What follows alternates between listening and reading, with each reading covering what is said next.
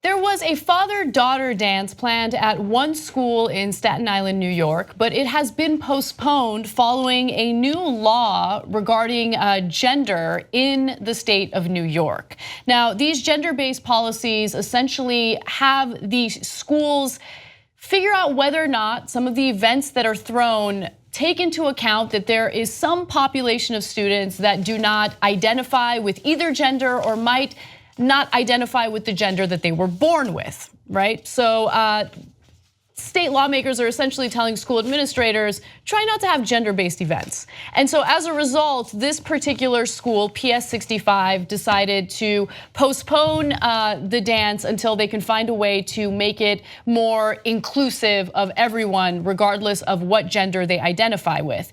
Now, if you wanna look at the numbers and kind of see what portion of students are not gender normative, a study of 81,000 Minnesota teens found that 3% of 9th and 11th graders identified as gender nonconforming or transgender. So I want to be clear that transgender is different from gender nonconforming. Transgender means that you were born with you were born with a certain sex, but you don't identify with that sex. You have a gender that doesn't coincide with it. With nonconforming, it means you don't identify as male or female.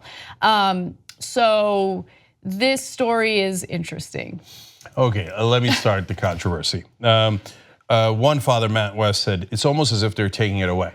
Well, for the moment being, they are taking it away. And let's see, look, if they bring it back and they have new rules that say, but if someone is gender nonconforming or they're transgender, but they're also allowed to come to the dance, wonderful, that's the result we want. We want inclusive, we want everybody involved.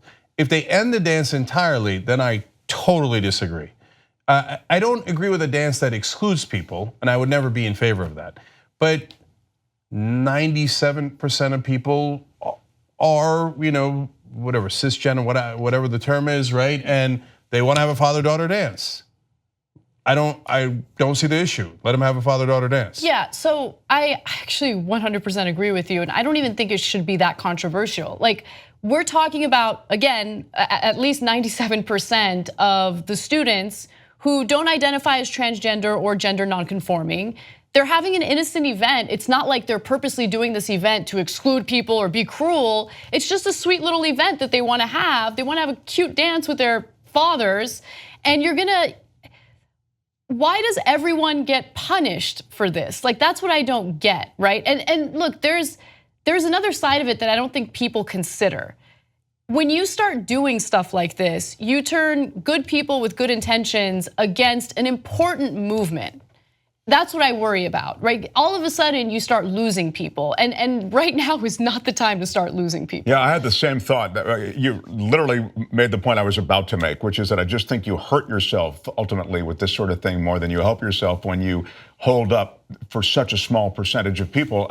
You should, as Cenk says, include those people in whatever way possible. That would be time better spent. Figure out a way to make this an inclusive event so that no one feels particularly left out. But for such a small percentage, it's not as though they're saying, let's go beat up the transgenders. It's not that kind of rally or, this is really a quaint tradition that should be perhaps built out a little bit to include these other people who society has now become more aware of.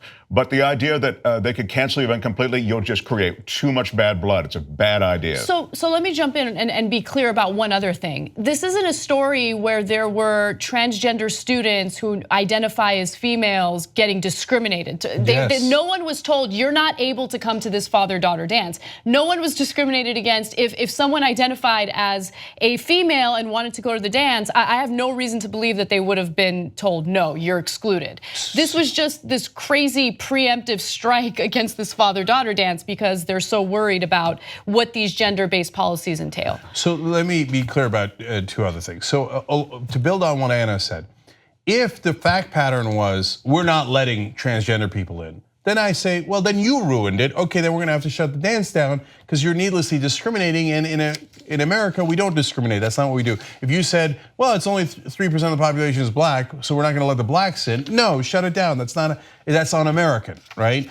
But nobody's doing that here. Nobody's excluding anybody. They're doing it preemptively. Now, it is possible that they're saying, look, we're just trying to figure out what the guidelines are, And once we figured it out and how we're gonna be inclusive, we'll restart the dance. So let's hope that that's the result here, and I guess give them a little bit of space to get there and to make that right decision.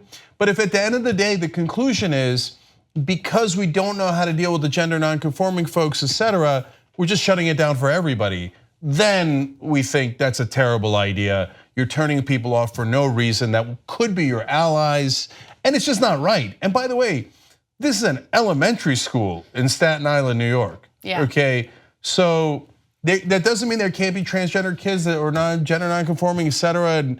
But I think that it's okay if Americans go to father-daughter dances while at the same time insisting that we include everybody. If you like this video, bless your heart. We got a lot more where that came from. We do a full show every day, Monday through Friday. Come enjoy it ad-free by becoming a member, tytnetwork.com/join.